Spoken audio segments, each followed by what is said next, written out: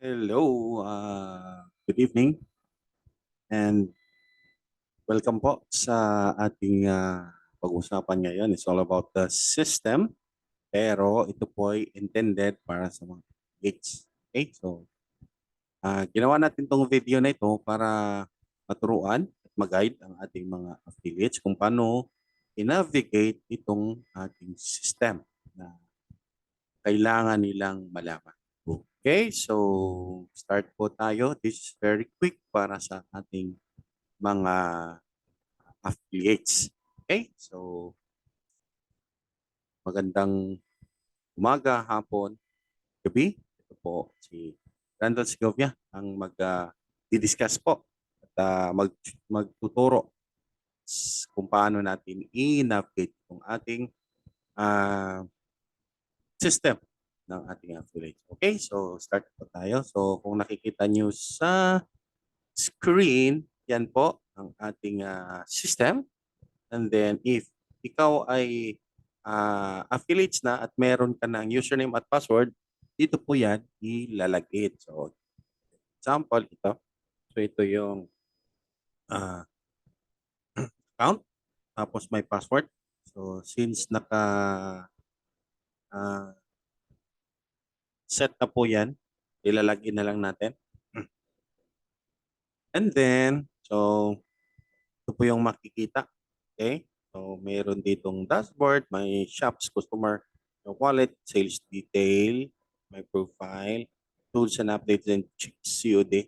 Tas yung now, ang gagawin muna natin, pag bago kang affiliates, make it sure na ma-comply mo or i-fill up mo ang ating my profile. It could be your, lagyan mo muna dito, itong payout info, PIN number. So, kung dapat lagyan mo yan para pag ginawa mo na yung business, so kompleto na. Okay? So, yung pinaka-importante lang naman dito kasi si affiliates ay yung talagang pwede niya is just to sell the product ng Chantal. So, kung nakikita nyo dito, wallet balance lang at saka retail profit. Meaning, yung kita niya sa benta niya. Okay, so, ang pinaka-importante, alam mo kung paano ito i-navigate. Okay? So, dashboard dito muna tayo sa shops kasi isa-isahin natin.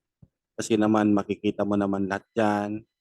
Okay? Kung dito, sa gilid, may bulletin board dyan, may marketing creatives, group, okay, so, stock inventory, official YouTube channel, official memos, tools and updates. So, di lang natin yan itatackle, pero yung pinaka-importante natin is yung paano mag-process ng order mo at order ng product mo at saan makikita. Kaya dito tayo mag-focus dito sa shop. Okay. So, ngayon, pag shop now, bakit ito shop now? Kasi pwede kang mag-order sa sarili mo. Okay? So, pwede kang mag-order. Click mo yan. Pag click mo yan, lahat ng information mo, kasi nag-ano kayo, nag-fill up kayo. So, andito na yan. Okay? So, nandito na ang ating tawag nito, ang ating uh, shop now. Okay? So, dito makikita, filter by category. Dito makikita yung VIP Pro. The moment ikaw mag-upgrade ka through to VIP. So, makikita dito sa baba yung packages. If mag-upgrade ka naman to starter, makikita mo din dyan. So, kaya ina-uncheck mo yung iba para yung pinag-checkan mo lang, yun yung makikita. Okay, dito. Okay, now. So, if ikaw ay magpo-purchase, since shop for customer tayo, for example, ano tayo ng product, okay, dito tayo sa binary retail.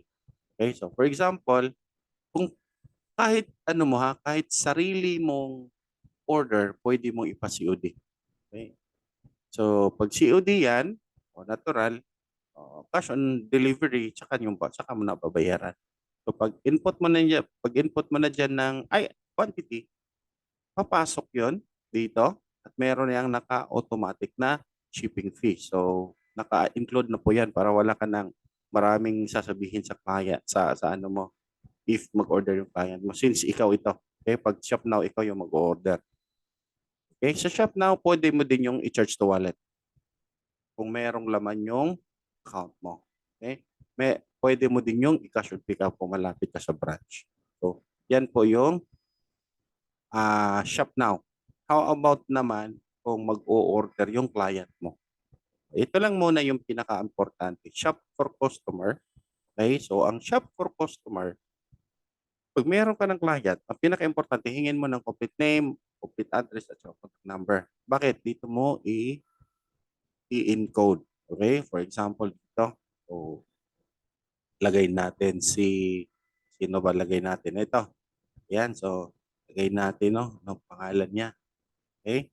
So, baguhin lang natin. So, barangay, pagpalagay na lang natin baba. No?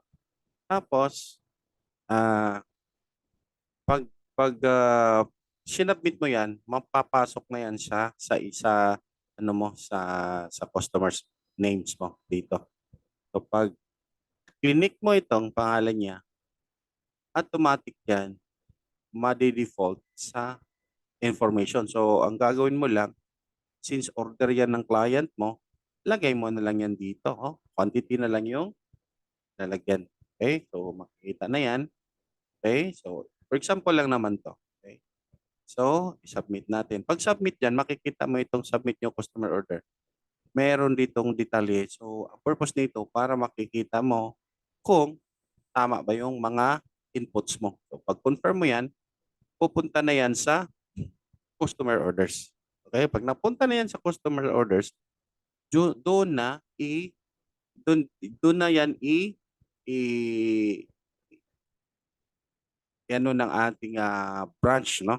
Kasi for example, ah dito ka sa Cebu, tapos yung order mo, yung client mo pala andun sa Manila. So, mati-check po yan sa ano natin sa Manila. Okay?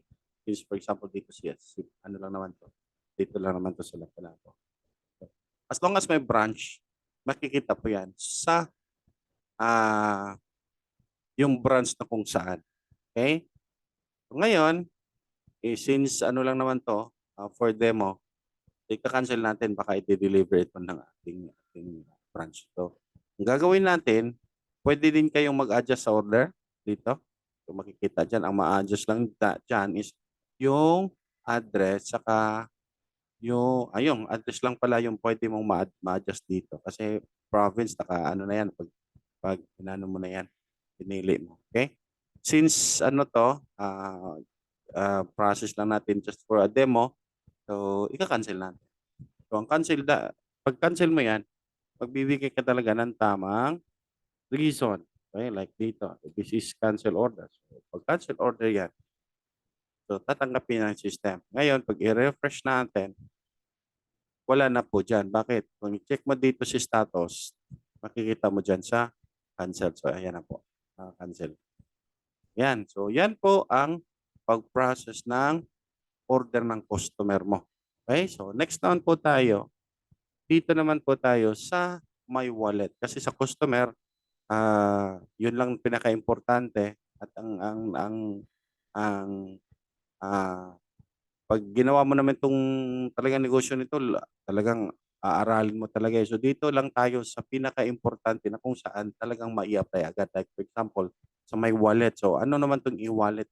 Dito sa e-wallet, makikita mo yung transaction lahat. Okay? Since wala pa itong transaction. Okay? Ngayon, pag mag-withdraw, o dito tayo sa withdraw. Pag mag-withdraw ka, withdraw mo dyan. Ang withdrawal natin is Sunday. Pag ni-withdraw mo yan sa account mo, Sunday. Pag Monday, papasok na yan sa ATM. Sa Wednesday naman, papasok yan sa Thursday sa ATM. So yan po sa ating My Wallet. Tapos, huwag kalimutan pala yung My Profile para ma-check mo talaga yung mga kulang dyan. Tapos, dito naman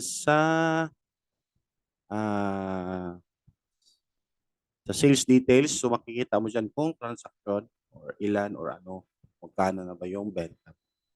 Okay? So yan po lang yung pinaka-importante sa ating ah, system ng ating affiliates kasi ang affiliates lang naman is ang